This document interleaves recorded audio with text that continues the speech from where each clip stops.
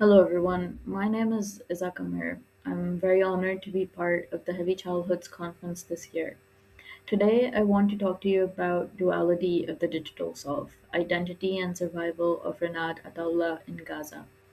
I came up with the idea for this paper during one of my courses in my master's program in children's literature. We were studying about war diaries and life writing when we read Roger Brubaker's paper on digital hyperconnectivity and the self. The first example I could think of after reading the paper was about Palestinian influencers that I had seen on social media over the last few years. By definition, these weren't exactly influencers, they were survivors of a war using social media to convey their reality and their identities. When I read about this conference and how it looked to discuss about ideas of the terrorist child or the child writing back, I thought once again of Brubaker's paper. In that paper, Roger Brubaker defines digital hyperconnectivity as a total social fact of our time, a phenomenon that has recast social interaction, politics, and most profoundly, the self. Brubaker's central claim is that this connectivity creates a dual reality. It offers new ways of being and constructing a self, while simultaneously creating new ways of being constructed as a self from the outside by socio-technical systems. This presentation elucidates this claim through the lens of Palestinian digital influencers, focusing on the specific case study of Renad Adaullah. So, who is Renad? If you go to Instagram, you'll find Renad under the handle of Renad from Gaza. She's an 11-year-old food influencer in Gaza. She's a child who loves to cook, she shares easy recipes, but she does it all against the backdrop of war. Renat's Instagram profile, managed by her older sister, functions as a powerful life narrative. She utilizes social media affordances to offer a view from within. Think of it like a modern digital version of Anne Frank's diary. Her Instagram can be described as automedia, which is Julie Rack's term for the enactment of a life story where the digital medium itself constitutes the subjectivity being rendered. It's not just a collection of recipes, it is a form of automedia. It is a way for an 11-year-old to say, I am here, I have a personality, and I'm more than just a headline. Her presence exemplifies what Brubaker calls the ambivalence of abundance. It enriches and enlarges the self through global reach, yet threatens to fragment or dissolve that self under the weight of external governance and trauma. The core argument of this paper and presentation is that Renaud is standing before a digital mirror, where she is simultaneously the empowered actor posing for the world and the governed data point being scanned and recreated by indifferent socio-technical systems.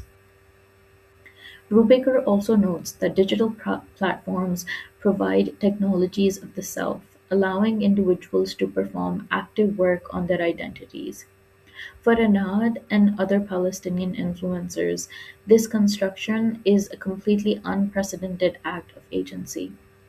At a time where mainstream media, that is primarily in the West, often relies on one sided, dehumanizing coverage or biased official reports, digital platforms like Instagram, TikTok, or Facebook provide these people with a permission to narrate. It allows for them to become authors of their own stories. By documenting her daily life, Renat challenges the historical stereotype of Palestinians being reduced to either terrorists or victims. Through her recipes and vlogs, she constructs a self-defined identity that asserts her humanity in a system that has historically marginalized it.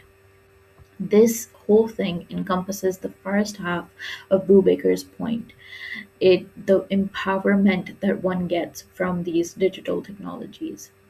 In the past, people in conflict zones had to wait for big news outlets to tell their stories, if they even bothered to do it in the first place.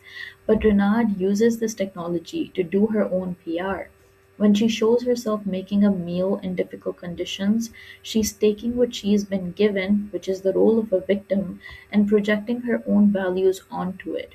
She isn't just a child in a war zone, she is a chef, a sister, a daughter, and a creator. Another point to be noted is that Renard's self construction doesn't take place in a vacuum. It is amplified through what Dana Boyd calls networked publics. Renard has followers all over the world. You can see in some of the screenshots of comments in the slide that people who comment and follow her are from all over the world. She connects with this global audience, overcoming feelings of struggle and isolation that people in Gaza feel who aren't in her position, so who don't have this audience. So the transnational support that Renard receives is a significant boost to her agency. By sharing her life, she becomes a citizen journalist. We see a lot of examples of people like Basan or other citizen journalists that come out of these conflict zones. And Renard is just one of them, but she's also a child. Her daily videos make her experience consequential to people thousands of miles away. It changes them from passive observers into a supportive community. This is exactly the abundance that Brubaker talks about, the incredible power of reaching the whole world from your room, your kitchen, or in Renard's case, a war torn Gaza. However, the second half of Brubaker's claim remains equally true. The self is also configured and governed from the outside. Renard's voice isn't exactly free. It's filtered through socio-technical systems. Her selfhood is not something she can completely express, it is something that must be constantly negotiated about with these unseen systems. So think about the algorithms. Platforms like Instagram or TikTok decide who gets to see Renard's posts. The very platforms that enable her voice are governed by biased algorithms that reflect corporate or political interests of its owners.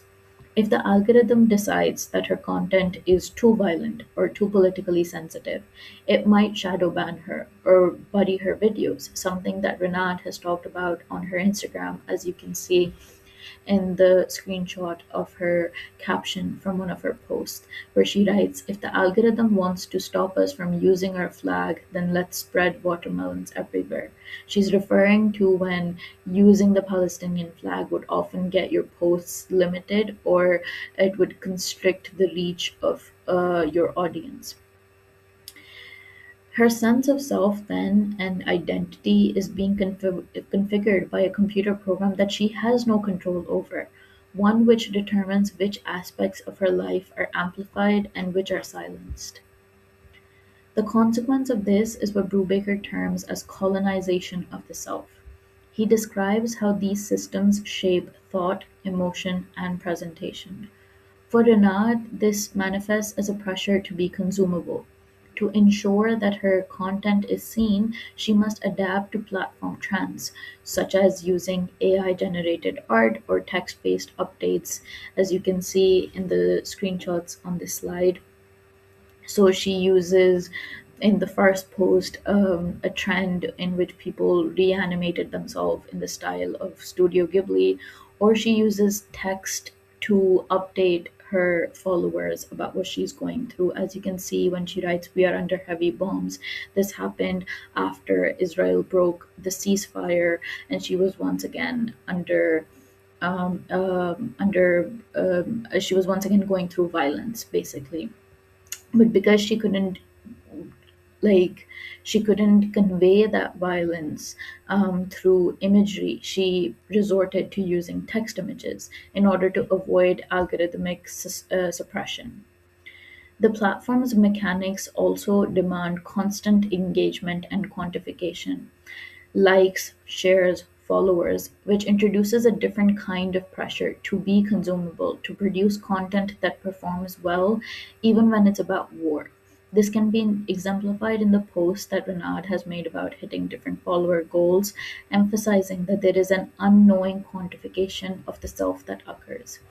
As you can see in this video right here, she talks about hitting 300,000 followers. And at the end of this video, she also talks about wanting to reach 1 million followers, something that she also then writes in her captions and things like that. showing that unknowingly herself has been quantified even in her own mind according to these follower counts or according to how many likes that she's getting. Unfortunately, this means that her survival in the digital attention economy requires her to perform a specific curated version of even her trauma. There's another system at play here called dataism, which is a major component of being constructed from the outside, as Brubaker says. This is a systemic process in which people are reduced to faceless statistics, so death tolls, casualty lists, and demographic charts. While Renard is working hard to show her humanity, the digital system often does the complete opposite.